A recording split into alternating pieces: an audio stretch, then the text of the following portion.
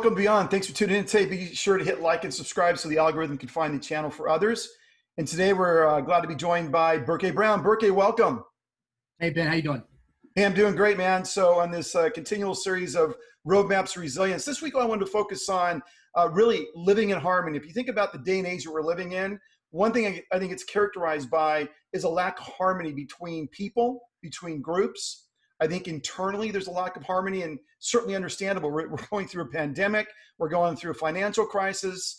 We're going through a country crisis at many levels with the riots, vandalism, all that's going on in America. So I think harmony is one of those things that we're really at loss for. It just doesn't seem to be there. And I came across a really powerful quote from Lao Tzu, who says, "Knowing others is intelligence.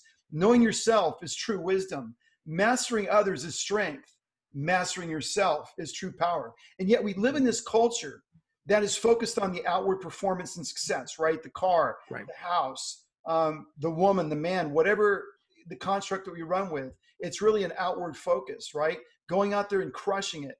And it really rarely focuses on the sort of whole concept of balance. We think about yin and yang, and I love that symbol that you can see, really, where you're describing two halves, right? And we're trying to balance this extreme performance with the idea that we got to balance the internal, right? And we have to have some sort of balance in the picture.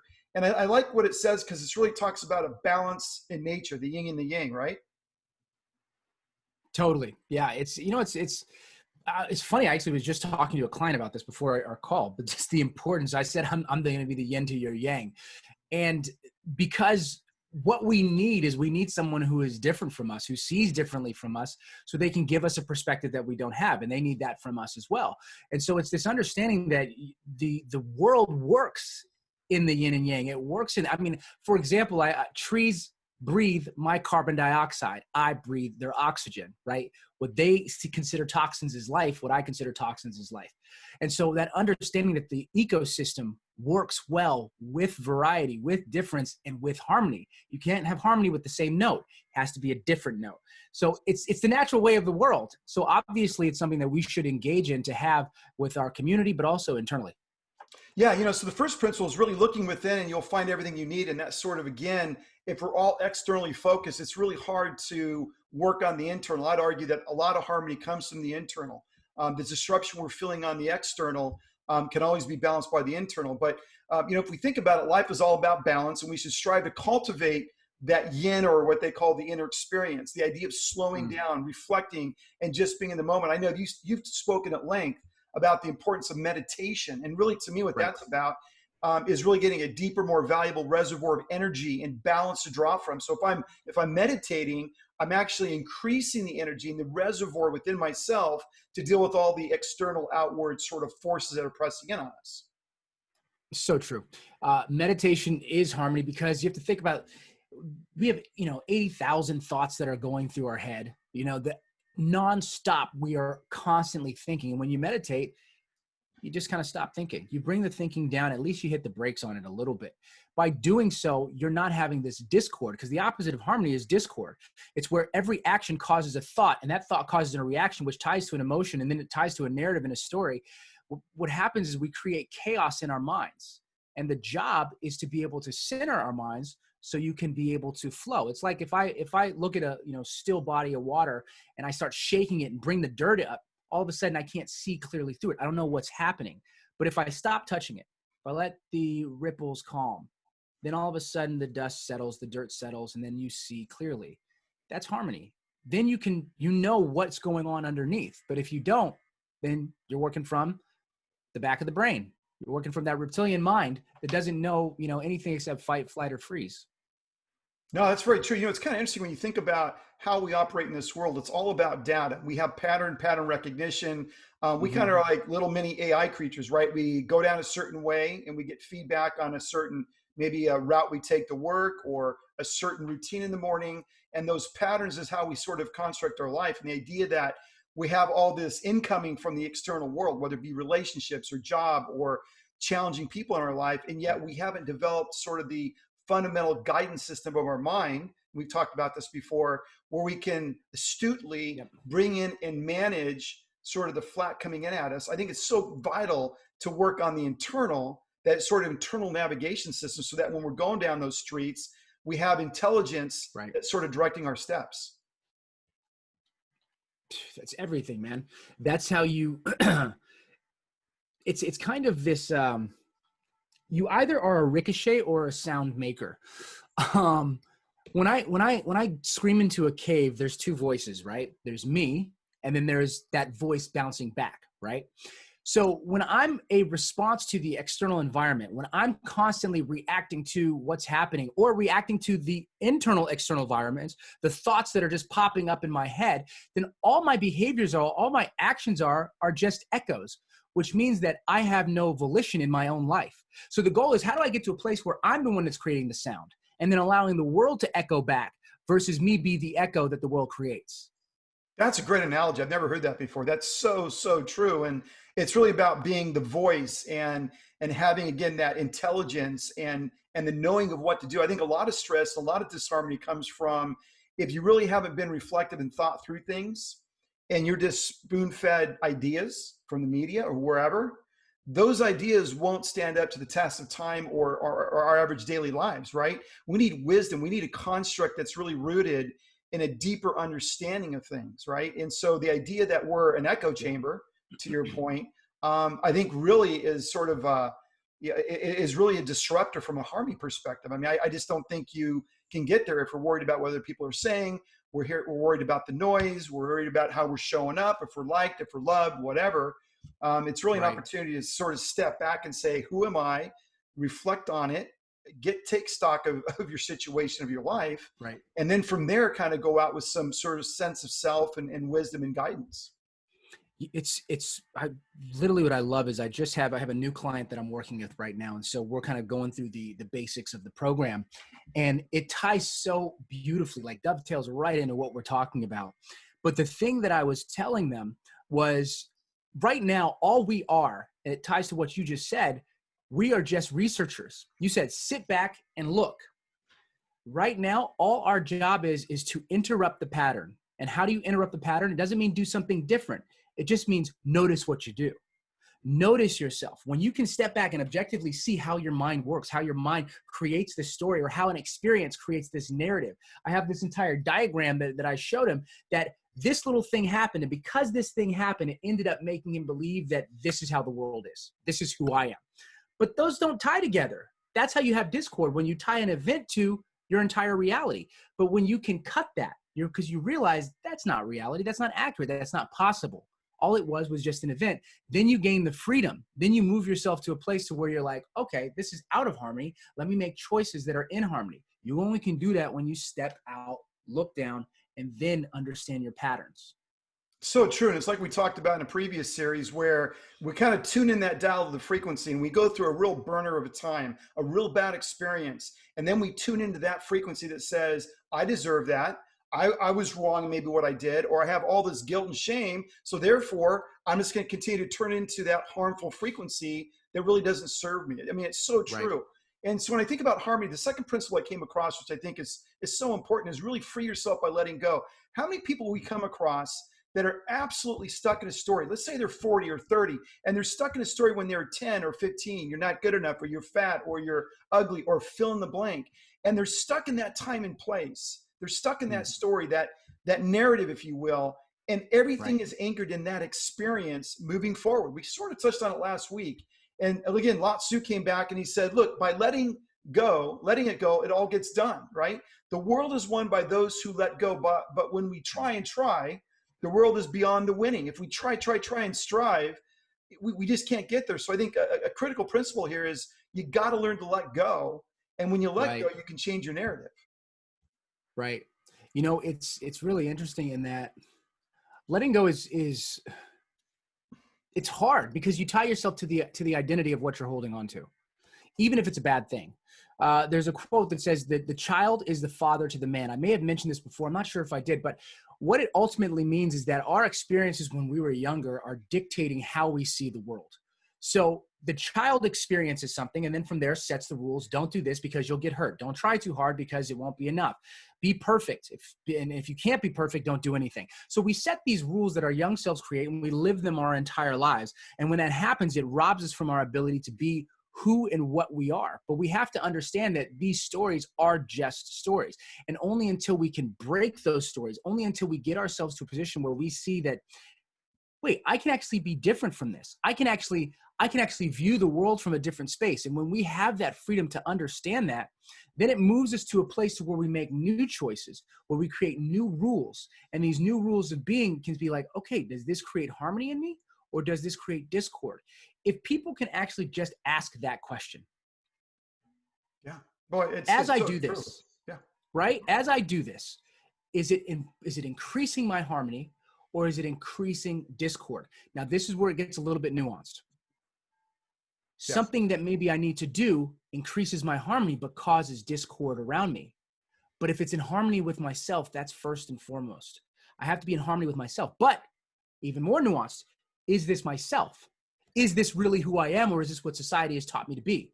So what happens is, at the end of the day, we can't even really work on the externals until we find out who we are. That's why, we always talk about, like, when I'm doing my work, I say, who are you first? Because if I snap my fingers and gave most people what they wanted, they would be unhappy at a higher degree. Only until you let go, step back, and say, what am I? Who am I? What do I care for on a values level, not on a external level? Then you find that, then you can find out harmony. I can't find a harmonizing note if I don't know the bass note, the main note, right? So most people are trying to hit harmonies when they don't even know what their main note is, the main melody. So we teach them the main melody, then they can understand the harmony, which means ultimately we have to teach ourselves, then we can understand which choices are harmonious and which are not, right? Cause the Great. cacophony or the dissonance. Phenomenal analogy, Burke. And it sort of reminds me of enlightened. What you're talking about is becoming enlightened of Yeah. yourself first and foremost. And I came across this great definition of enlightenment, which is to lighten the burden of life in this world and to lighten the darker aspects of human character, right? And so, how do we get into the state of enlightenment that you're describing is really to lighten our attachments. And I think those things that we have attached our mind to so strongly that they cause us pain. Again, you just said that, like, we identify with something, it's understood, it's real, it's known, it's certainty, and I'm gonna glom onto that thing, but it's the very thing that's creating so much pain and dissonance in our life, right? So this idea about enlightenment, and I came across these sort of three specific things on attachment I want you to sort of talk about. Yeah. I think there's three different types of attachment. There's the attachment to recognition, right? I'm somebody, I'm somebody in this world, or they recognize this good deed or this thing I developed, invented, whatnot. There's a attachment to security. So I'm in this really awful relationship because I value, the devil I know versus the devil I don't know, which I perceive as security. And then the last one is control, the attachment to control. And so I think those are three dynamics that sometimes play against themselves. But what have you come across in your research and with your clients as it relates to these types of attachments? Yeah, these are great. They're all interesting in that two are impossible. And one is feeds the wrong part of you. So we'll talk about the latter. The one that feeds the wrong part of you is recognition, right? The desire for appreciation, I understand, and I think it's important. Appreciation, acknowledgement, this is just natural to human psyche. We want to be appreciated and we want to be acknowledged. One of my mentors, he said that appreciation is the currency of the universe. When you appreciate something, it's like the appreciation of a house, right? Its value increases. And so appreciation 100%, I think, is a valuable thing. Now, recognition is more of an external based thing. The need for recognition comes from a void. To need means to not have. We mentioned this before. So if I'm desiring recognition, that means that I need an external, right? My locus of control is outside of me. I need them to recognize me. Therefore, I will move me in a way to get that recognition. If you think about it, I'm using very plain terms and crude terms. They move me because it's puppeteering. Because if I move this arm this way, and if I move my head this way, if I say this thing, then I'll get the reaction that I want. Therefore, their reaction is the puppeteer. Recognition becomes outside your locus of control, and you become a slave to that desire of recognition. The dangers of a void. It's not fillable, right? It can only be poured in. It can only be partially satiated, which is suffering, in my opinion. So the danger of that, being beholden or holding on to something that is outside of your locus of control, is a dangerous thing. Recognition, fame, adoration, blah, blah, blah, whatever all this stuff is, materialism, all this stuff, because it increases your identity separate from yourself. So that's the first. Security. there's a danger with security. If you hold on to security, you lose freedom, right? If you hold on to security, what happens is it ties to control as well, because both of them aren't real. Nothing is secure. Absolutely. A comet can come right now and destroy it. With our best efforts and best technology, it can be over like that. Nothing is really secure. But what happens is, because of this idea of security, we seek and desire it so much. But what happens is, when you're seeking security at such a high level, you give up your freedom. Let me give you an example on an individual level. The person who experienced, we said the child is father to the man, the child who experiences something negative, they say, let's say, for example, that they're we'll tie it to what I talked about last time when I got beamed by the ball in baseball as a kid. And then I never stepped into the plate because I was afraid of it, right? What happens is, for security, I won't play baseball anymore, right? For security, I won't put myself into a position to where I might get beamed by life. So I pretend to swing, but I step out. So security actually robs us of risk, which robs us of evolution and growth. If a plant wants to be secure, it would remain a seed. But as soon as it gains roots, there's value, there's potential loss. As soon as it pops up to the earth where the wind, the sun, and the animals are, there's a risk. Our existence happens in risk. Security is a dangerous thing to grasp. You can hold it, you can desire it to a certain extent, but you must always understand at the core that it can be taken in a second, which goes to control. Control is the final thing. There is no control. The idea that we think we can have control is what causes the most frustration in our lives. As soon as I think I can control a situation, as soon as the situation is lost, then all of a sudden I have disappointment because I haven't had control. And I think this is a perfect segue to what we talked about before we started the show about how you explain flexibility, right? If you were inflexible as a pilot, and I'd love for you to explain to the audience this process, but if you were inflexible as a pilot, then all you would be experiencing all the time is disappointment. But because of that flexibility, it gives you the ability to complete the mission, even though it wasn't exactly as planned. So yeah, share that real quick, man, because it ties to control in a huge way.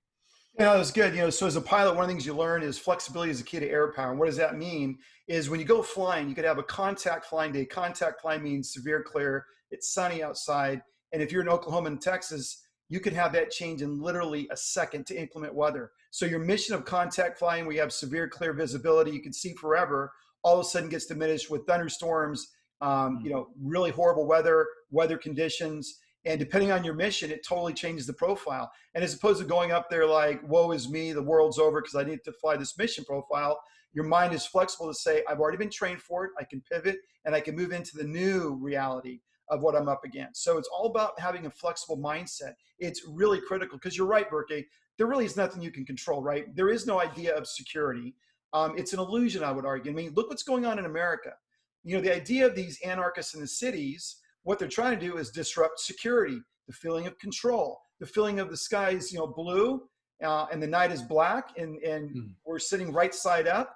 It's trying to disrupt all our patterns. And that's part of the design. That's part of the plan, I would argue. But flexibility is really critical. If you're police officers or federal agents trying to deal with it, you got to be flexible. And this is all about strategies and tactics. Think about running a business or your business or dealing with clients. One shoe size doesn't fit all. It's really about taking on the person, understanding them in total, and understanding their nature, their fit, their shape, their mindset, how they're wired. I mean, this isn't, so what I'm suggesting from a flying analogy, this idea of flexibility can be applied in a lot of different areas in life, and it's critical because what I found it did for me is I don't have those unrealistic expectations. I absolutely go into something knowing that it's going to change. I can plan like no tomorrow. I can plan at a Harvard level, but I know in my mind that plan and the initiatives are going to change. Absolutely. Why? Because there's external things coming in.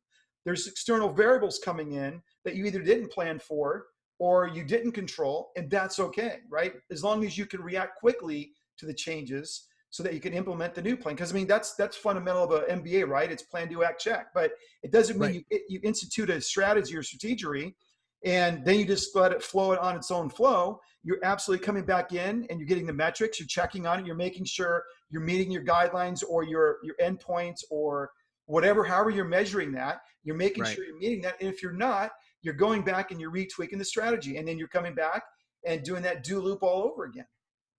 Yeah, it's huge, man. And what it looks like as you're telling me this, I'm thinking about, what we can't control is the weather, right? We can't control the thunders. We can't control, how things show up. But what you can control is how you pivot, how you move.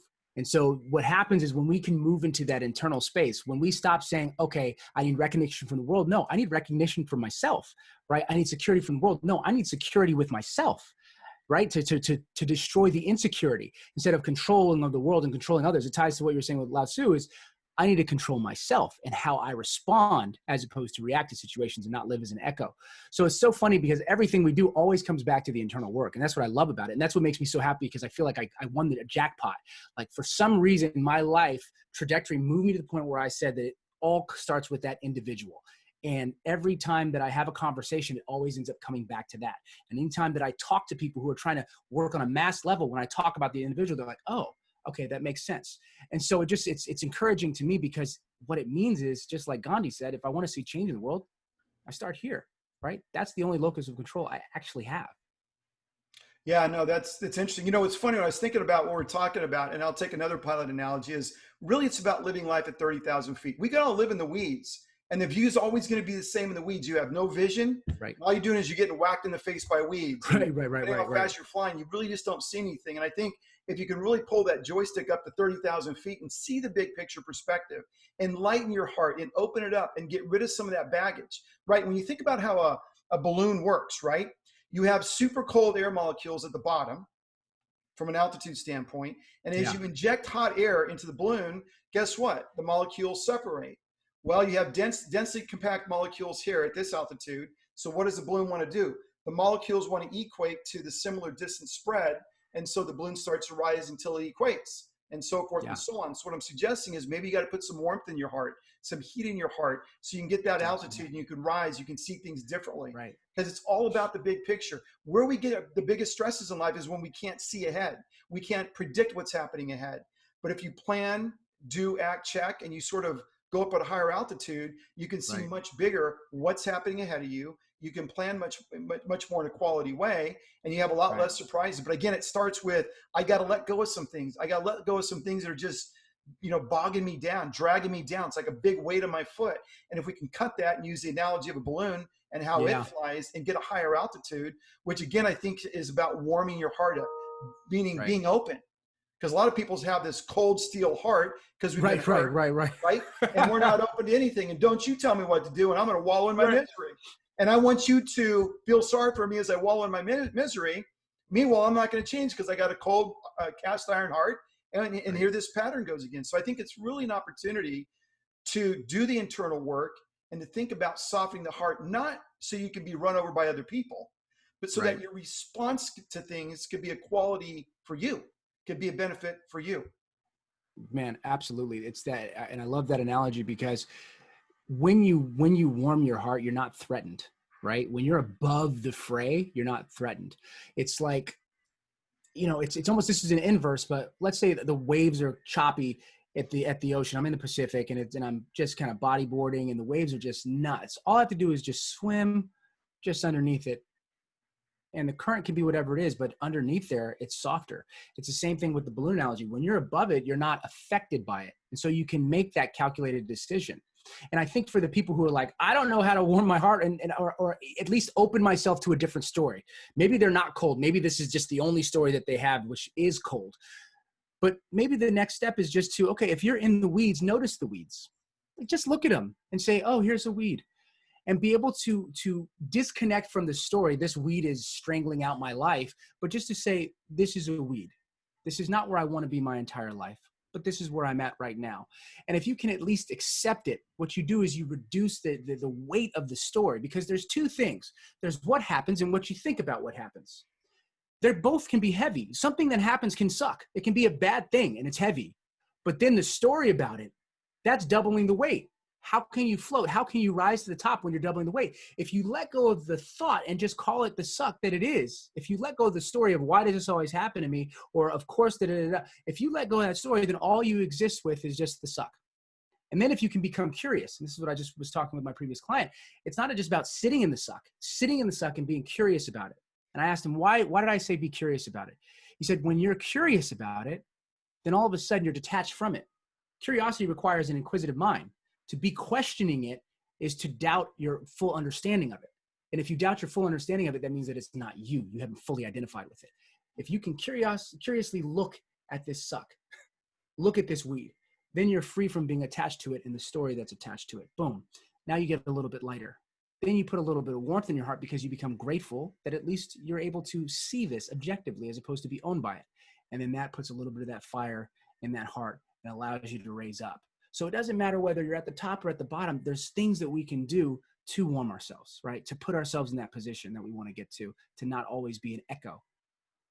Yeah, boy. And you know, what's interesting about that is we talked about this before, but we give meanings to things that aren't even reality. And what you said really resonates because we have an experience, and it's kind of like you caught that fish, and the fish was really this big. And by the time you're done, the fish was a freaking huge blue whale, right? In our mind's eye. And so the story we tell ourselves, because maybe we like to manipulate, we like to guilt, we like to play the victim. Again, it serves us. We can manipulate other people. And then this story just becomes this, it's like the size of the universe, right? In our head. Yeah, and we give absolutely. meanings to things. I was watching this one app, and these people will come on. They'll say, "It's the end of the world. He left me. I'm a single mom. Woe is me." I'm like, embrace it. That's awesome. I mean, it's about how you want to look at it. And I can say that because I raised three kids by myself since 2002. So I'm speaking from experience. I know what that's like. And I didn't sit there and say, "Woe is me." Right. It was like, whoa, let's hang on. Let's make this the best ride possible. Because you know what? It is what it is. You find yourself in a situation. And you can make, what is it, lemons or lemonade? It's up to you, right? It's our perspective. And the meaning we give things is everything, and how we're going to exit out or feel about our lives. I mean, why would you want to go through life feeling absolutely sick about the situation? You're in it, make the best of it. Tony Robbins, he said something. There's something that was really interesting. One of the people in the audience at one of his events was saying, I don't like my father. I hate my father. And he goes, why? And she's like, because this, and this. He wasn't there and blah, blah, blah, all this stuff. And he goes, something along the lines of like, you spoiled brat. You better thank him. Because if it wasn't for his inability to be your father, you wouldn't be where you're at right now. But then he talks about his own life and his difficult upbringing. And he says, look at me. I needed my mother to be what she was at the time for me to become what I am now. And it's this understanding that, yes, the suck is there. And in no way am I belittling pain. But what I am saying is that whether it's belittled or magnified, you have an option of what to do with it. You have an option of how to see it. You have that option. You do. No matter what, you have that option. Now, maybe you don't have the tools or the skill set, but if you're at least listening to this, that means that you're aware of something, right? And so what happens is that you're like, okay, if I just change my perspective, maybe this can be an asset. Maybe this can build me up. Maybe this can get me to the next level. Or maybe it builds me up in a way that's not right. Maybe it gets me to the point where I'm chasing after money. But hopefully that gets you to another platform where maybe you can then transfer to the other space. So we have to understand that our situations and our circumstances are what they are. Just like you said, they are what they are. How do I make something out of it? What is the issue? I can woe is me forever. Now, granted, I get a dopamine hit when I complain. I get a little bit of a high when somebody feels pity for me because I get the best of both worlds. One is I get to say that I'm right because everything doesn't work for me and nothing's working for me. And I don't have the responsibility to act because it's not my fault. So I get pity, I get to be right, and I don't have to do anything. Obviously, there's a win. There's a win in a sucky life. There's a win. There's something that we're always doing everything for a win. The person's saying, why am I not successful? You like to sleep.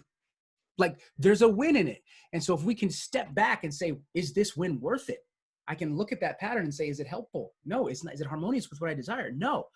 Okay, then I need to lose this so I can truly win, right? It's that awareness that makes that difference. It's the shift in perspective that allows you to make these shifts in your lives. Yeah, boy, it's so true. And I think it really starts with a choice. We're really, if we're really honest, we're really master and commander of our life. It's the very thought that we have that's the most powerful force in the universe, right? We've had the most incredible inventions and the most incredibly destructive inventions through thought. Right. So the idea that you're harnessing between your ears the most powerful force in the universe, everybody has the opportunity to be whatever they want to become at some level. I mean, there's skill sets that obviously have to be involved, but your thoughts are so very powerful. And again, I think a lot of people that struggle, that are just in abject depression, anxiety, whatever, it's not to belittle it because we've all been there at some time or another, but it's about how you think about it, the meanings we give things, and really just letting go of those sort of experiences. So the third thing I came across that really enhances harmony in our lives is to get rid of brand labels if you want to know yourself. And I think what I mean by this is It's amazing the labels we give ourselves. And again, remember I said earlier that we're sort of stuck in that 15-year-old body of something that was really phenomenal at that point in our life. Maybe we had this big victory in sports or in school, or we met the love of our lives, something really Right. powerfully happened, or maybe something negatively happened. And now we're Right. sort of a label unto ourselves. In our mind's eyes, we've labeled ourselves. And Lao Tzu had a great one. He goes, he who defines himself can't really know who he is. Pretty straightforward, Mm. right? And labels are what you call yourself in your head to describe yourself. Like I'm a super mom or super dad, or a super athlete. I'm rich, I'm poor, I'm smart, I'm dumb. But Yeah. it's kind of funny because it's the labels you give yourself, not so much other people. And certainly Right. can be influenced by other people and what they may have said to you. But we sort of just build this label up. And again, I think the idea of getting rid of that brand label, like think Nike, think Google, think Hmm. brand label consumer, talk about how powerful labels are, right? Right. I mean, it changes the course of economies. Imagine what it could Right. do in your life if you don't change that label. You know, okay. I think that the ability to remove labels it's very Buddhist, right? Because it removes desire, it removes the need for want, and it frees you from proving something, right? The man who has nothing to prove proves everything already. I always say that, and I kind of look at it as, my mentor used to say this. Another mentor, he used to say, "It's not yeah, but." He's like, "Get the yeah buts out. It's about yes and." Yes, and we don't have to say yeah, but yes, and so the reason I say that is because there's two ways to approach this in our society. Now, granted, if we can get to no labels, but I don't know if we're there yet, right? Yeah, no. And the goal is like, how do I get to so many labels that none of them matter, right? We were talking about the more identities you have, the more resilient you are. If I'm just a incredible athlete and then I break my leg, I'm nobody. But if I'm an incredible athlete, an amazing mother, artist, and I work at my charity, all of a sudden I break my leg and I have these other evidences of identity that hold me up. I'm resilient because of it. But if I can create so many labels that if one pops, it doesn't matter, then you've kind of gotten to that point of not being attached to either of them or any of them.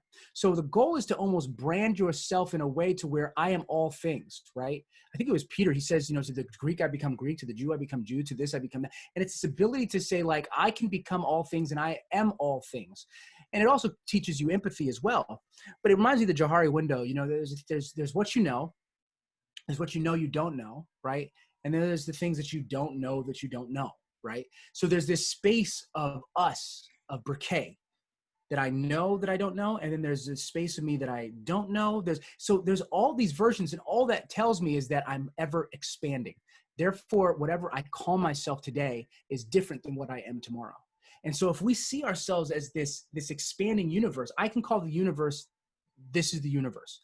But just in me saying that, who knows how many billions of light years it's expanded, right? It's constantly expanding. I can say that if I look at a star in the middle of the night, go, that is Betelgeuse. And it's like, but is it? Because the light is millions of years old.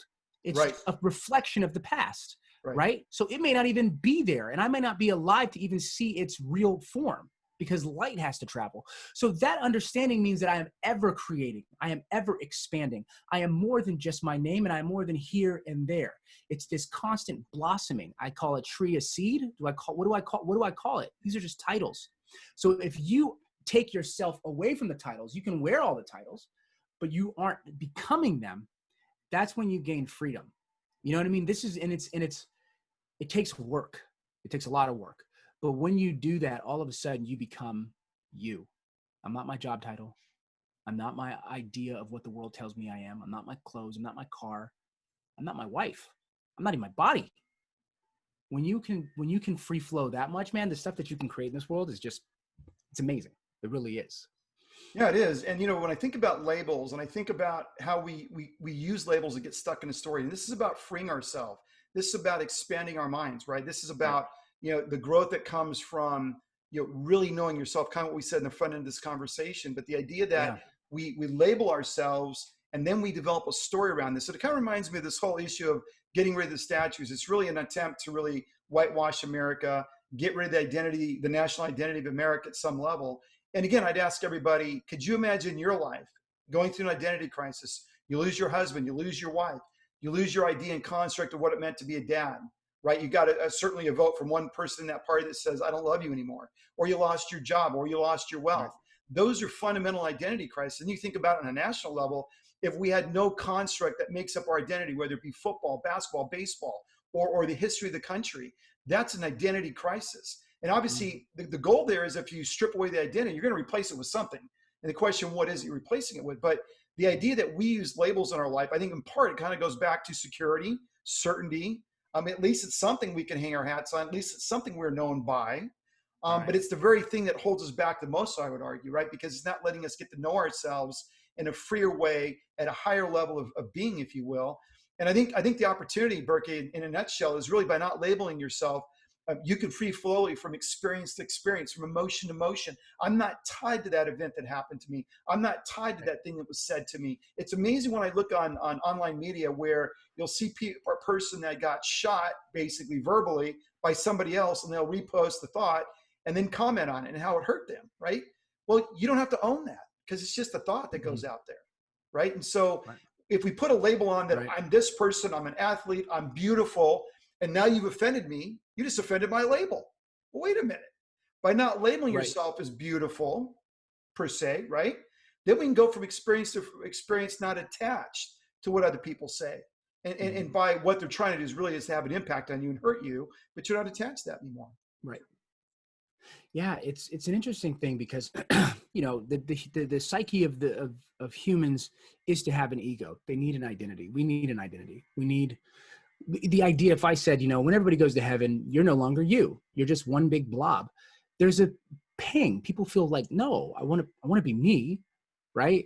And I want to see my friends because we have an identity. We have our own narrative and our own story. So, these labels show up and they serve a purpose for us to move and exist in the world, right? We mentioned this before, if I didn't call a cup, we wouldn't be able to communicate, hey, can you give me a cup, right? So we have to have these labels, words, in order to exist in this realm.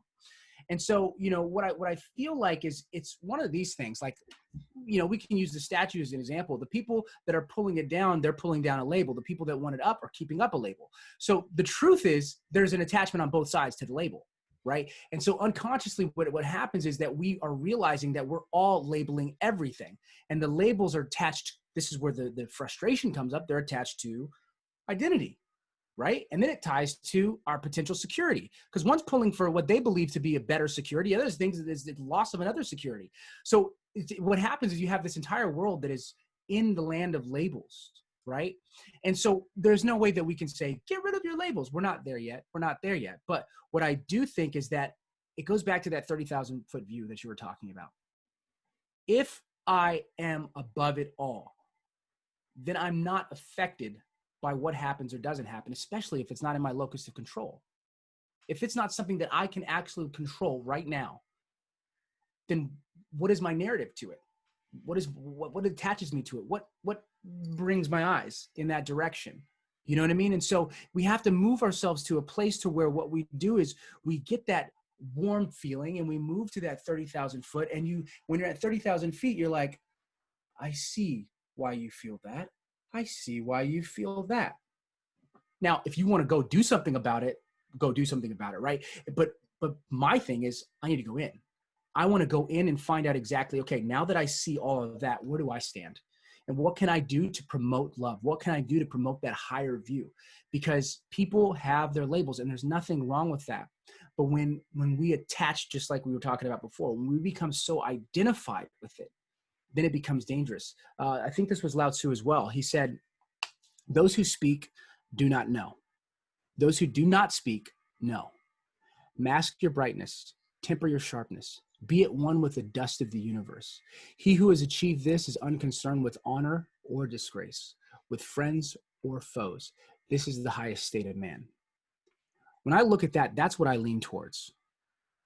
If I have the ability to speak, I see no reason to speak.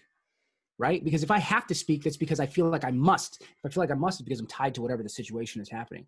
I can stay silent. You know what I mean? Jesus, he said like a lamb before the shear, he was silent. Right. Mask your brightness. I don't have to be the brightest person out there. I don't have to prove my belief. I don't have to. And if I think that the world's going to go to chaos, it'll happen with or without my thought. Like, it'll be there. As for me and my family, I know what I'm going to do. Right? temper your sharpness, temper your brightness, be at one with the dust. Empires come and empires go. We have no control. We have no control. All we can do is our part, right? And then be at one with the dust of the universe. Unconcerned with honor or disgrace, with friends or foes. This is the highest state of man. It says also in another one, it says, because he does not compete, he does not meet competition. Because he does not argue, he doesn't get caught up in arguments. Because he thinks of ideas versus thinks of events and people, then he becomes an idealist and he sees the bigger picture at 30,000 feet. This is the space that we're wanting to move to serve others in a way to where we can just get them to get above the weeds and not talk about the story that they're telling us is most important, that my family or my culture or that my religion has told me is most important, but just to, okay, it's not this. And then just kind of rise above it and then be a voice or a lighthouse, like you mentioned last time, to others. That's where the magic, that's where I get excited. That's where I get excited.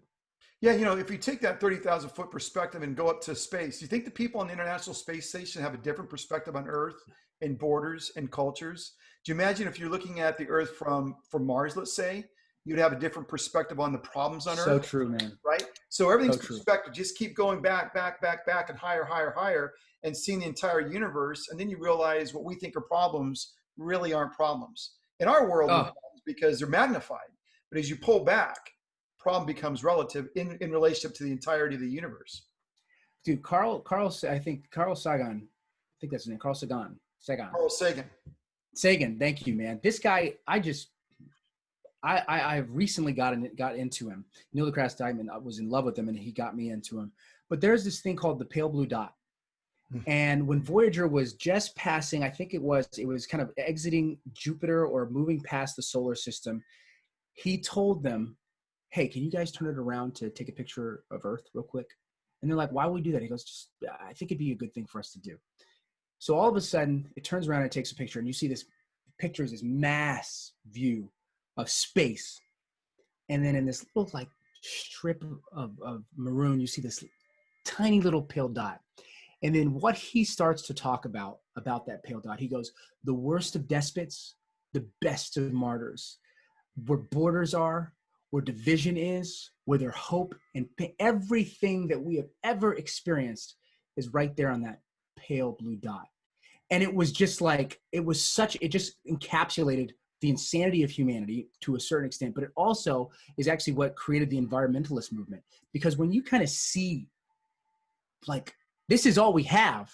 This is the only place that we have. And for us to even waste time in disharmony and not seek harmony in every place that we possibly can for the short time that the planet, let alone our lives, have here.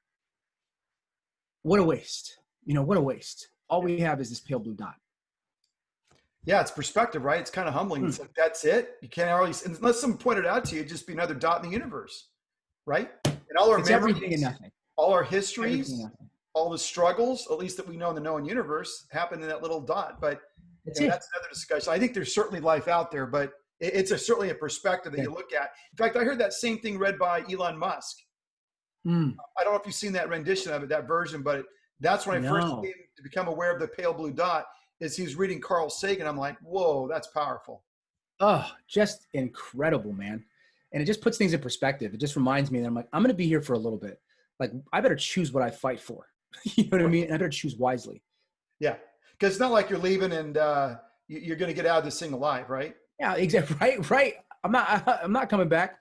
And even if I live multiple lives, I want this to be the last one, right? I want to have evolved and enlightened myself to the point to where I can get out of it. Right. Exactly. So as we're in this pursuit of harmony, right? So the fourth principle I came across was ignoring evil and it'll disappear. And for a lot of people, it's like, what? How can you say that you can ignore evil and disappear? Well, let me explain. Lao Tzu once said, give evil nothing to oppose and it'll disappear by itself. And it's the idea, as I think about Morgan Freeman when he was with Mike Wallace, we talked about this before, and he was with Don Lemon and he's been with other people. And they asked a simple question, what about racism? Well, what about it? Well, what about racism? Don't think about it. It's like anything in our life. If we give something energy, it's going to respond back. It's that whole game of tennis. It's like I've told my kids growing up, if you go up to somebody and you're friendly and you're nice and you listen to them and you're concerned about their plight, you're going to get one reaction. If you go up to that same person and punch them in the face, guaranteed you're going to get a different reaction, right? So the idea of, the idea of not giving something energy or giving it traction, giving the thought or the word or the label of something, you pull away. It's like, can you argue with a white wall?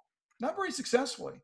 And that's in essence what we're talking about. If you ignore evil, it'll disappear. Or if you focus on it, it will grow. And I'm not saying that all the inadequacies and issues in America today just magically go away. But I think what Morgan Freeman was saying is if you focus on it with that negative connotation, that negative sort of aspect, that's what people focus on, and it grows and grows. And we're seeing that in America today. Versus if you have a healthier mindset, and I can look at any ethnicity and recognize it as a man or woman of God's creation, irrespective of their pigment color, which means nothing to me, then that's the higher opportunity. If I want to label somebody as fat, short, skinny, whatever, those are all labels. Those are all certainly evil statements if you use it for the negative. But again, if I don't look at somebody that way, I ignore what I think is a perceived whatever, it's not there. I can look at the beauty of a person. Yeah. You cut out for just a quick second. Can you hear me right now? I just want to make sure. Yeah, I can hear you fine. Okay, great. Excellent. You know what? It's a tricky situation with that. And I think that it's very nuanced. And I do like to go into this when I have conversations with people. Let's look at Jesus, right? Jesus would talk about heaven, but he would also talk about hell, right? Jesus said the 7, what was it? Woes. Woe to the Pharisees. He had all these woes. He was calling out the Pharisees nonstop, and he was calling them by name. He was calling them Pharisees. There's a importance of label, and there's importance of removing label. And so the question is, when is the right time to do what? This is what I love. I think it was Socrates who said, anybody can be angry, but to be angry at the right degree, at the right person, for the right amount of time, to the right level, this is difficult. This takes time. Anger is easy, but nuanced anger, righteous indignation, that's difficult. And so this is a nuanced topic in a lot of ways because, when certain labels, and this is why I think kind of as we've been in this conversation, I'm constantly saying labels are important, but we can't attach ourselves to them. Right. And so when I look at, let's say for the label of racism, that label has an action. Let's say that we had the same method of the kid getting punched in the face. If the kid gets punched in the face, the kid is going to have a different perspective of what that kid thinks of him. Right. It's going to sour the relationship. And if the kid says, I'm doing that because of your shoelaces, all of a sudden what happens is, hey, it's just shoelaces. It's just a label. But what happens is it creates a connection. Right. There's a causality that shows up. And when it becomes causality, it becomes in the behavioral environmental experience. When it becomes in the environmental experience, it's no longer a label. It's an excuse for an action. And so what happened is all of a sudden we start talking about the shoelaces because the shoelaces are the causality for this action. Obviously, it's the sickness of the kid. But what we're ultimately saying is that at this level, labels are important. At this point, we need to use the labels, but we have to walk through the path of labels to disintegrate their power, to get to a place where we can speak without labels. That's why I said before, I'm like, I would love for the world to be to a space of non-label. When I consider myself, I have all these labels, but I don't marry myself to these labels, but there's no way that I can expect the whole world to get to that space. So when I hear about, don't talk about it, I think what you said that was really important. Don't talk about it in a way that your emotions are overwhelming you in it, right? You don't want to be engaged too deeply in it. You don't want to dwell on it. You want to fight for what you believe in and all these different things. That's important. But I think it's kind of there's a space where the importance of letting go of a thing are in certain areas. For example, like, it says, resist the devil and he will flee for you. What Lao Tzu said as well is that if you don't give him something to dance with, then all of a sudden he becomes free. And so I do see that letting go of a thing is important, but we have to understand the psychology of humans is that, how I was saying before, like people who want a certain thing, if I gave them what they wanted, they won't get what they actually really want because they don't know themselves. In the same way with certain labels, we can't get rid of the label until people know who they are and they understand where they're coming from, because then we can move and extrapolate the label, but there's too much identity that's tied to it. It's too engaged. It's too fraught with emotion. So to a certain extent, I agree that labels need to be removed. But to another extent, if I only say that this is a cup and I speak to cup, if I'm going to talk to people, I have to use that label. Then I can change it. Then we can move it once we've all understood the new definition of a thing. But it's super nuanced work, and it's something that I want to write about a little bit later. It's not a completely formed thought in terms of where I can completely articulate it. But what I do believe ultimately is that labels exist. They serve a purpose. We use them, but we don't abuse them. And if we can get to a place where we can lightly hold on to labels, right, and understand where those labels are working against us, then slowly step back and move out of that place. But if we do it prematurely, what happens is we erase a story. And the goal isn't to erase a story, it's to acknowledge a story, to appreciate what happened, to have recognition, and then move on from that space. So it's super complex. So I think that ultimately labels the goal is to get rid of them, but we have to walk through them to get to the place that we can get rid of them in all situations. Yeah, that's good. And as I think about the idea of ignoring evil, I also look at it in terms of, sometimes people come across and they want attention. And so they're going to do that bad thing to see the reaction they get. And one of the things I've noticed, whether it be raising kids or in life, is if you don't give energy towards that behavior or action, I'm not rewarding it. And all of a sudden that person realizes a tactic that's not working. That's not very effective because they're not getting a rise. They're not getting a reaction, right? And I think the idea that good innately in our hearts, if we can have a good heart, and we have the ability to distinguish and have the wisdom to understand good from evil, right? That good produces a flow state, whereas evil is always producing a resistance state. And it kind of goes back to the idea of the surfer I talked about a while ago, where surfers don't create the waves. Dolphins don't create the waves. They look for the waves that are creating themselves. They go with the flow state. They go with that energy of the universe, right? And I think evil is resistant. I mean, why do I know that? Because bad things, when you do evil things, guess what generally characterizes that experience? A hell of a lot of resistance, right? Whether it be from law enforcement, the legal system, your loved ones, they're all going to come down and speak into your life and say, that probably wasn't a good idea. So the idea that we can get into a flow state, and again, I'm not trying to be, simplistic about just ignore it and it'll disappear, but I do believe by and large that what we tend to focus on, I've talked to so many people, they take something really small and they blow it in this big story in their mind's eye. It's the end of the world because this happened to me, right? Or this evil that I gave meaning to happened to me. And I think if you think about, if the focus is on the betterment, right, of ourselves and others from a pure spirit perspective, it's harder for evil to sort of touch you. Again, it's the purity of heart. So when I think about racism, I care about all people. I care about Black people. I don't want to see anybody suffer. I want to see people be successful. That's how I was raised to view the world. That's my worldview. And so when I hear this thing, it's repugnant. But if somebody is being racist, you have to deal with it in no uncertain terms, because that's unacceptable in a civil society. But the idea that I'm going to give it purchase and I'm going to feed it, and now I'm using that to incite other behaviors that are not good but evil. That's where I think there's an opportunity to say, wait a minute, where am I giving my energy? Am I feeding it? Or am I extinguishing it based on how I'm thinking in my actions? Yeah, it goes back to that 30,000 view, man. I think when we come up to that view, what becomes automatic to us is the desire for understanding. The reason that we have that view is to be like, let me understand, right? And so one of the things that I think is the most important as I look at our society, just in general, there has to be a desire for understanding everywhere. As we become more myopic in our perspective, there is no understanding. We mentioned this before. They say tyranny is the intentional removal of nuance. It's to say, if this, then that. Good, bad, good. Dangerous, not. Threat, not. Secure. All this. What happens is we dumb down. We've dumbed down our society. Our society has been dumbed down.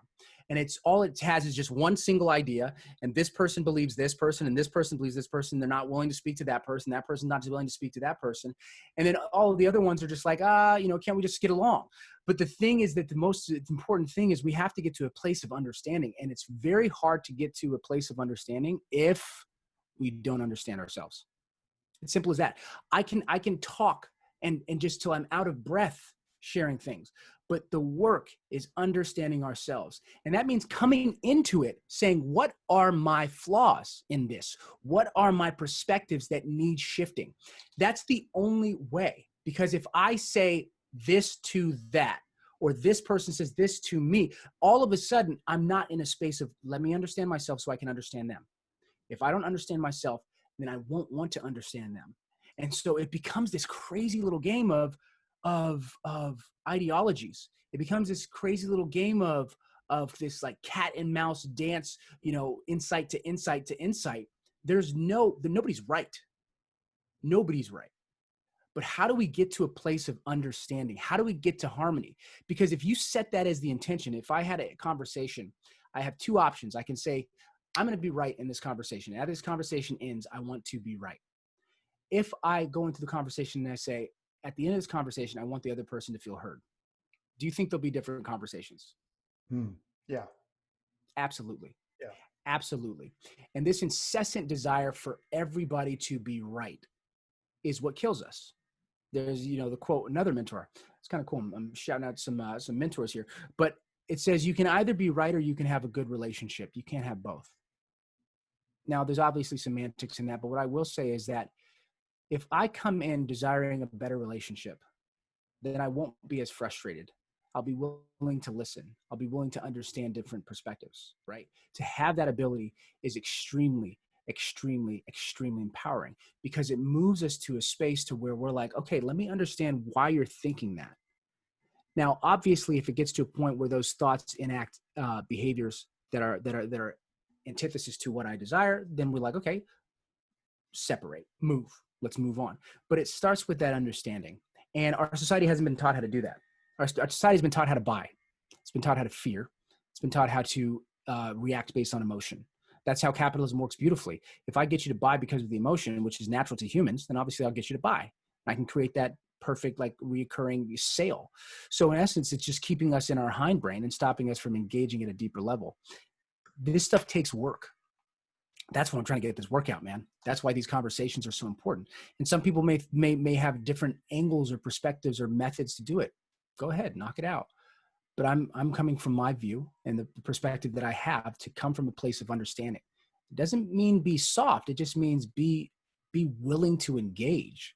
You know what I mean? Flexible. But first, start it on the inside. You got to start it from the inside. Yeah, it reminds me of that. We're kind of in the equivalence of gladiator sort of interactions with ego, right? We're going to win this conversation. We're going to prove our point. And I think two things are driving it. One is ego. And the second thing is the limbic grid system or the monkey brain or the lizard brain, right? We're conditioned to respond to emotional charges of a picture or a quick sentence, and that's it. And what I always ask everybody is, if you really are honest about any argument you're going to try to engage in about a topic, about politics or whatever, the fact of the matter is you probably know 0.000000001% of the issue from a 360-degree angle, top to bottom, left, left, right, north, south, east, west, whatever. You know very little about it, yet you're staking your reputation, you're staking your ego, everything on an argument. And that's kind of how I come into arguments. I know I don't know. I mean, I can say something. You can say, well, Ben seems to know a lot about that. I really don't. That's just one small part of the bigger part of that issue. Like you want to talk about cardiac surgery or dealing with strokes and large vessel occlusions in the brain. I can tell you a lot of what I know, but I know infinitesimally what really goes on and what's really behind it all and how you treat that. And I think if we go into not arguments, but discussions with that perspective that honestly, I don't know a whole lot. We've been conditioned to have a reaction to everything. We've been conditioned that ego matters. That's why you see these knuckleheads on YouTube getting in fights. By the way, they're getting nice, massive brain damage for the rest of their life. For a lot of these people. And views. It's like, what are we doing? You can't seriously be humble enough to see another perspective and maybe grow from that and take that 0.0001% and maybe make it 0.00002%, right? I mean, at some level, there's an opportunity, man. And so I just think that we have pipe. What's that? I drank the tea and it went down the wrong pipe. But I just think there's an opportunity to say, man, I just don't know what I don't know, and that's okay. I'm not attached to my ego. And let's forget this limbic grid system. Let's get at the cerebral cortex where we can start to process and analyze and think to grow to know. Because otherwise, we're just spouting off stuff that really doesn't mean anything. Yeah, it's what I want to do is I want to create a place where we can have every conversation on the table and not try to punch our idea in, but just look with curiosity, caring, curious listeners. because then we can see what's in people's minds, and everybody is just having a difficult time sharing their thoughts. I don't care about what's going on in the news. I don't care. Like if you turned off the news and looked at the world around you, the world is actually not as bad as they're trying to press it into our system, into our energy. Because what happens is that energy almost creates this universal energy of fraught, anxiety, of tension, right? And everybody's getting mad from any side. Everybody's getting angry at every level. To be honest, my concern, my issue is the media. And when I hear anybody using talking points that I've heard on the media, it's hard for me to really engage in the conversation, because I'm like, where did you get those talking points? What is it like? How is this the conversation that you're engaged in? It's obviously because you've been visually seeing something and a narrative has been told to you. So my thing is, we have to take off the labels of what they've said and say, what do we think about this situation? What is the perspective that I can come from? And it's hard because somebody may say something incorrectly and then bad. It's like, no, let me help you. Let me tell you what I feel when I hear you say this and what it means to me. And then the other person's like, wow, I didn't know that it meant that to you, but I believe it this way. What's the way that I could say it that wouldn't be as offensive? Oh, well, you know what? Now that I know where you're coming from, I'm not offended by it. It's whatever this process is to getting to the base of a thing is where the magic is at.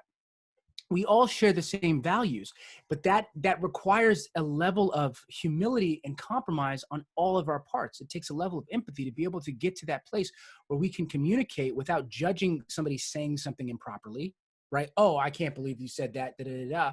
Or, oh, you're doing that just because of this. Like, no, don't come in unknowing and then engage in the conversation. That's how you get to a space of harmony. It's so powerful, so difficult, but so powerful.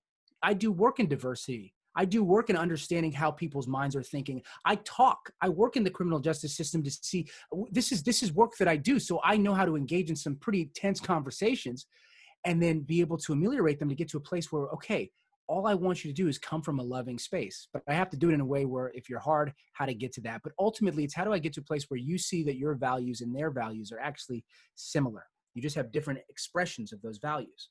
Come down here and communicate. And then what happens is the values all of a sudden, they're like, okay, maybe I'll be here. Still differing, but we have the same root.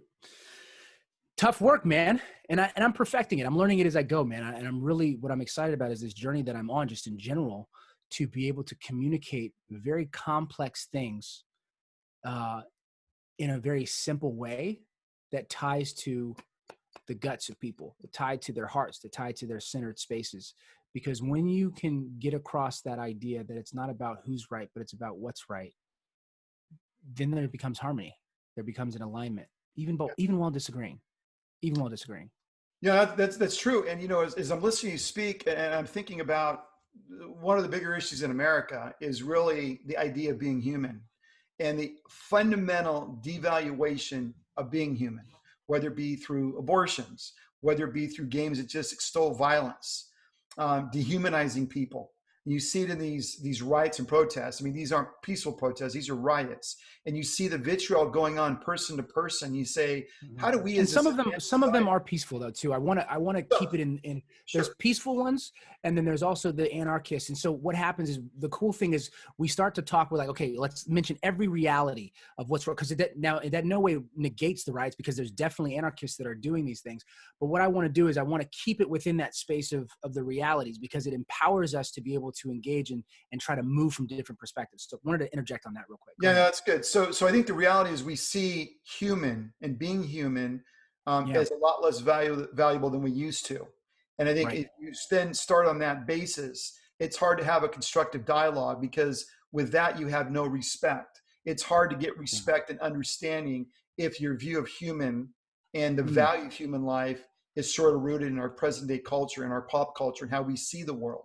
There's a lot of hypocrisy out there. And so therein lies an opportunity. But the next big thing for harmony, big harmony producer, and you sort of talked about this, and we really need it today, is show kindness and compassion for others. That is absolutely missing in the dialogue. That's absolutely missing in the discourse. And it could be because people want their 15 minutes of fame. And the more I do to really shock you and really violate your sense of what's fair, your standard of fairness, then I'm going to get my name out there. I'm going to get my cause out there. And we're just Gosh. having a lack of, I think, kindness and compassion. And Lao Tzu once said, kindness in words creates confidence. Kindness in thinking creates profoundness, and kindness in giving creates love, right? And so Right. here's a great analogy I came across, which is, think about a river that flows. It flows through land. It gives water, gives nutrients to the plants and the trees, and you see this vibrant green, this verdant Right. green picture. And then you see animals along the bank that are being fed and nourished by the water, right? It benefits everything.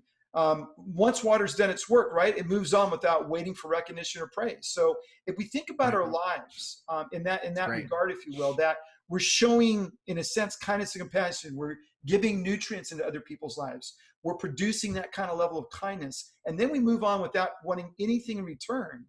I think that's Right. the next level sort of approach and perspective. Yeah. You know, again, it goes to that bird's eye view that you're talking about. You know, when when we detach from the stories, kindness becomes second nature. If I can detach from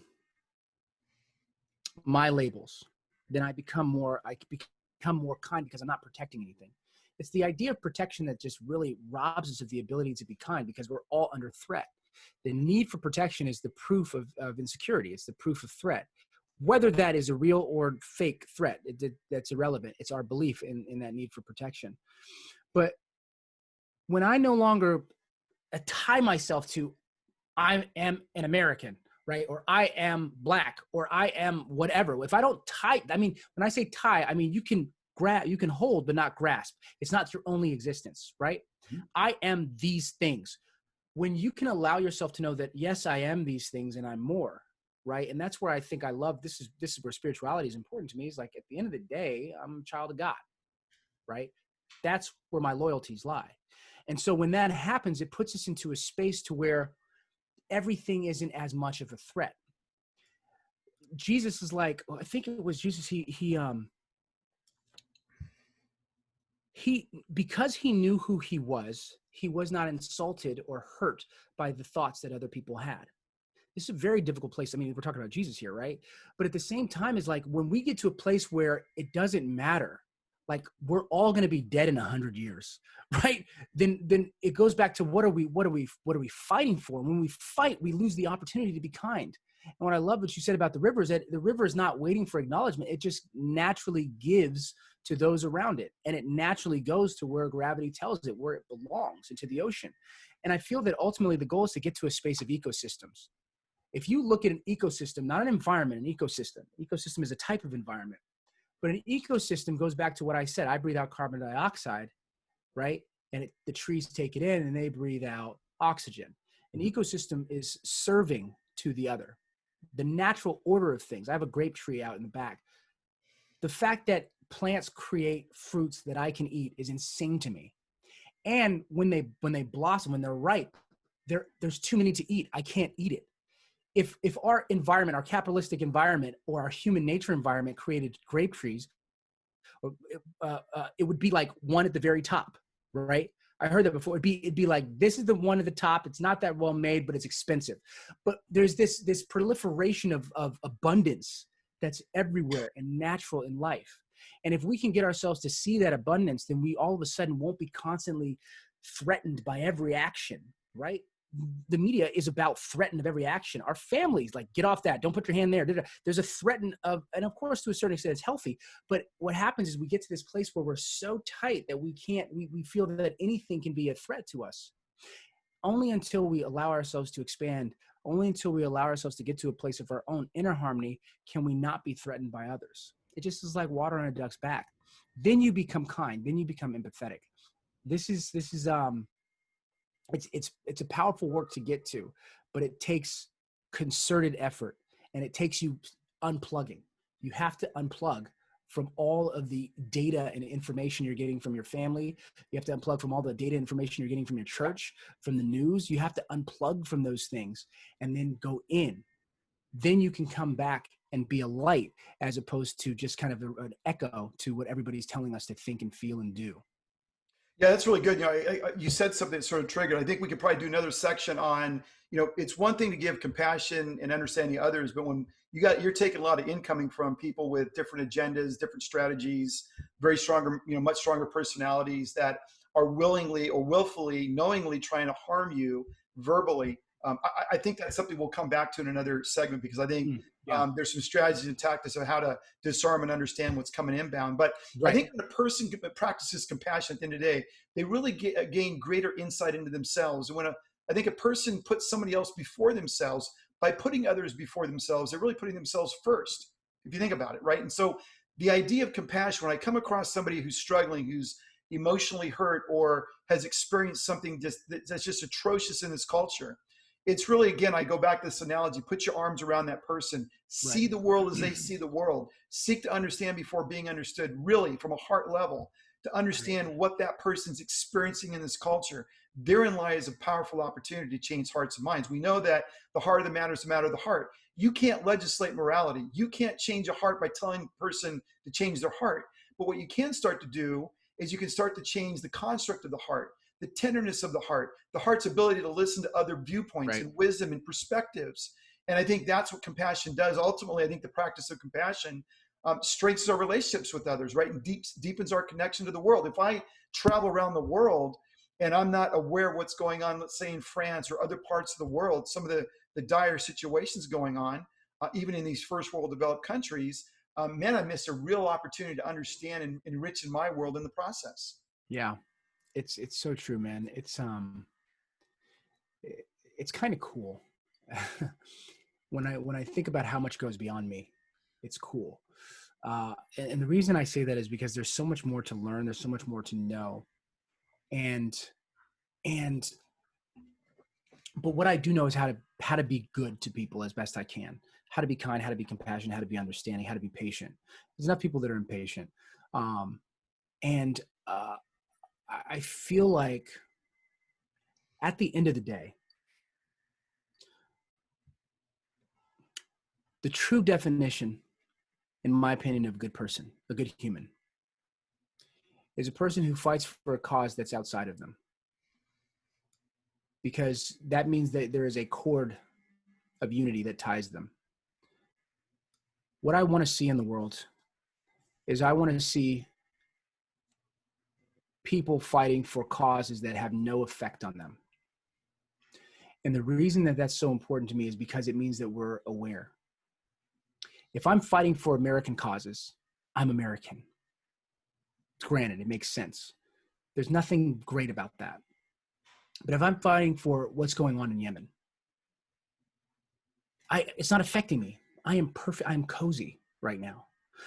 But if I feel that pain, right? If I feel that connection, and we talked about this before with T. Hawk Nan, where he goes, if I hammer my thumb, I bring my thumb close to me because it hurts. I hurt. When you're so connected with the world around you and you say, you know what? What are my opinions? F my opinions. Who's in pain? Yeah, they're acting out. How do I help? What can I do? Not savior mentality. What can I do? I hurt. How do we address this? Right? And it moves to this space where that heart of compassion is about going out and fighting for causes that are not our own. Because if we actually pull from our labels far enough, we realize that they are our own. They're problems of the human race, right? They're problems of Earth, of the pale blue dot. And when we can engage at that level, I think that's enlightenment. I think that that's not a kind thing to do that is Christianly, or, you know what I mean? It's that the Quran calls us to do it, or the Bhagavad Gita, or whatever book. It's only, I must. Their pain is mine, and I want to understand. When you get to that place, that's when you let go of labels. That's when your larger label is my spirit and the human spirit. And when you can work at that place, that's when I feel that there's success. I see so many people fighting for so much, but it's still at the level of the self. Now, I'm not saying it's wrong. Fight for that. But as we strive for this, we expand beyond. We expand beyond to what is the media not talking about? Can we fight for that as well? Now, that doesn't mean ignore what's happening, but it means to have this desire to expand ourselves to a place of compassion where we can actually do some incredible, incredible work. And it's going to require all of us coming together. It's going to require that to look beyond our differences and to come together. And I'm talking about every intersectionality of difference, male, female, countries, you know what I'm saying? Religions. This is where the magic's at. and it's going, let there be peace on earth, so let it begin with me. I have to do my own internal work as I continue to continue to evolve to that space as best as I can in this life. Well said. I was just thinking about the Pavlovian hierarchy of needs, right? And you think about, food, shelter, clothing, and it goes up from there. And I'm thinking that, when you're in an enlightenable state, most of your needs have been met, right? If you're just struggling for food, shelter, and the basics, man, is it hard to become enlightened. And that's why I think as a society, there has to be some real significant thoughts around equality and where people find themselves and opportunity, because Right. poverty of the reality, physical poverty leads to poverty of mind and the ability to really connect on the level we're talking about. Because if we can work at this or work towards an internal perspective, and again, the pale blue dot, I mean, who are we really in the concept of time? Like, when did it all start? Well, I don't understand the Big Bang, and there's some theories about it, and that's interesting. And I think there's a lot of knowing and learning we've been able to deduce from that. But when did time initially start? What does the universe look like? How do we fit within it? If we start raising our sort of our psyche and our understanding and our perspective, and start to lift up our gaze to the stars and the universe and really understand our position here, maybe some of this stuff starts to get in better perspective. And I think we've talked about this a little bit, but I think it fundamentally starts for a lot of people in America. If they find themselves in violent, poor communities, boy, are they going to be close to the enlightenment story that we're talking about. And I would too. What does that matter? Because I'm trying to survive here. So I think as a culture, we should prioritize those segments of society from a safety perspective, from a hope, from a future, for an opportunity perspective. To me, that's vital. And that speaks to our Christian nature, right? Our Christian country, our nation. Really, really important. So I think the last thing I came across in really finding harmony, which is I think everybody wants, right, is don't care what other people think. And Lao Tzu said one time, care what other people think, and you will always be their prisoner. And that was, wow, that kind of hit me across the face a little bit, right? Care what other people think, and you'll always be their prisoner. I always have another saying where I say, don't let people live rent-free in your head. You care what they think. They said something, they offended you, and they moved on, they forgot about it. And meanwhile, you're just grinding on that experience, right? And that person's living in your head. Right, just in your head. Controlling your happiness, right? And I think it's natural to be liked and respected by everybody, right? But we should never want to be liked or respected at the cost of our integrity. And I think in your experience, in your work, I'm sure you come across clients where they've made choices, where they violated themselves and their moral codes, and now they have guilt and shame and the rest of it. And this isn't a do right or wrong, and this isn't a moral statement. It's just a fact, right? That if we do things to get liked by people that violate our integrity or our sense of right and wrong, that is a tough sort of ditch to sort of dig your way out of. Right. It's a sin against the self. You know what I mean? And it's hard to know what those are if you don't know yourself. I think that when I look at, you're talking about poverty, right? And I mentioned before, poverty of mind. When someone is in actual poverty, it's very hard to climb up Maslow's hierarchy, right? To be able to get to a place where they can consider enlightenment, or, those are just terms, but consider to think of other things in life besides subsistence. I see the same thing in the other world, is that there's this poverty of mind where you're so busy trying to build up material and recognition that you don't have enough time to, it's almost like instead of the hierarchy of needs, you make like this tangential step where you're into materialists and you move that way and you miss out on that enlightenment.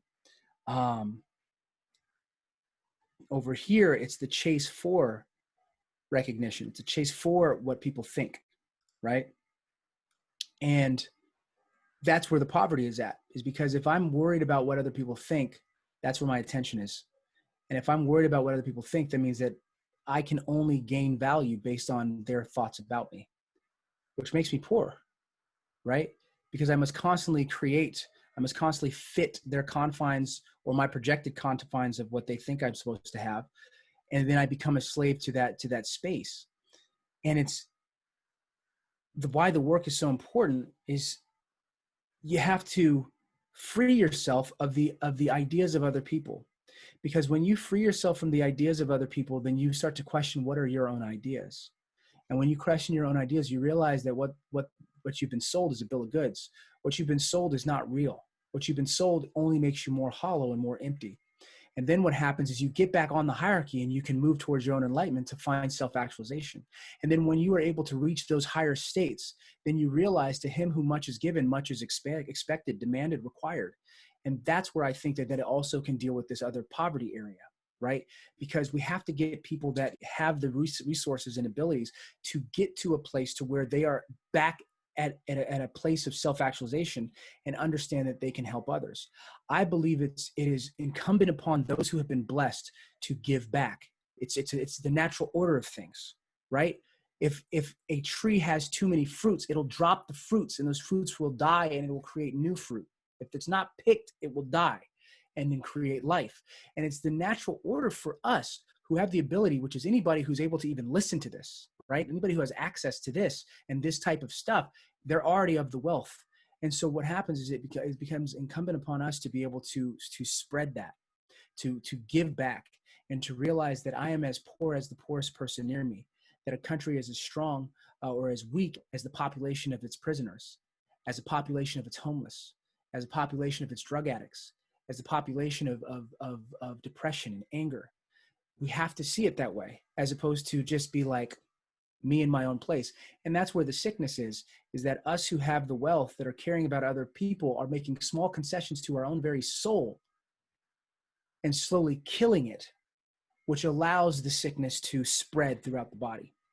Our job is to be able to not make those concessions, make small activisms, be activists of our own morality and fight for that morality. And then realize as we get to a certain level of that morality, oh my God, I see the whole world as my morality. And what can I do to be a part of it, to have compassion, to have kindness, to create harmony? It's a big feat, but it requires us being able to get to our self-actualized space. And that's kind of what my work is. I'm not saying that I can get you there, but if we can get you closer to a point where there's enough empathy for us to act and do some good, then I feel that it's worth it. Yeah, it's just tough. I mean, we live in this culture where it's all about what people think. I mean, yeah, billions spent on clothes, cars, things, materialism is to get the approval of other people. So it's a real, it's a tough one, this last one, right? And I think it is. If you could think about it like, how do I not care what people think? Well, you got to have a construct. You have to have a basis and a foundation. You have to have framework of your life where you've done the internal work. You know what your true north compass is. You know who you are. Emphatically, you know who you are, so that when you have other opposing ideas come in, or even complementary ideas or new concepts and thought, you're able to balance it against a very buttress fortress-like construct of who you are. So you're not just tossed to and fro. The Bible talks about that, right? On the waves of life, tossed to and fro. When the next wave comes in, you go that way. So there is something about going with the flow, but not in the fundamentals of life that make up your life. And I think the idea of not caring what people think is sort of fundamentally rest in having a foundation. Bible talks about this, right? The cornerstone is God in a foundation, but you got to have foundational constructs so you don't fall for everything. You know who you are. You know where you're going. You can look at the plight of other people. I can listen to Berkey. I could listen to Barack Obama. I could listen to Bush. It doesn't matter. And I can take in what they're saying, but I don't lose myself in my identity based on that influence. It's just another data point that's building a greater construct. This work, man, that's where it's at. It's to be able to build an awareness of self, because your inner compass will tell you what's up. But you have to be able to free yourself from other people's thoughts, the need to be in the in crowd, the need to meet all our psychological responses, to want to be a part of a tribe or a community. It's this ability to go in, this ability to unplug, that puts us into a place to where we're able to have that kindness, find that harmony, create that harmony in all the discord around us. Well said, Berkey. Hey, another master class from Berkey. Appreciate Beautiful. Appreciate it too, man. Always good, man. Hey, thanks everybody tuning into Beyond, and we'll look forward to next week. Thanks, Berkey. Thanks, man.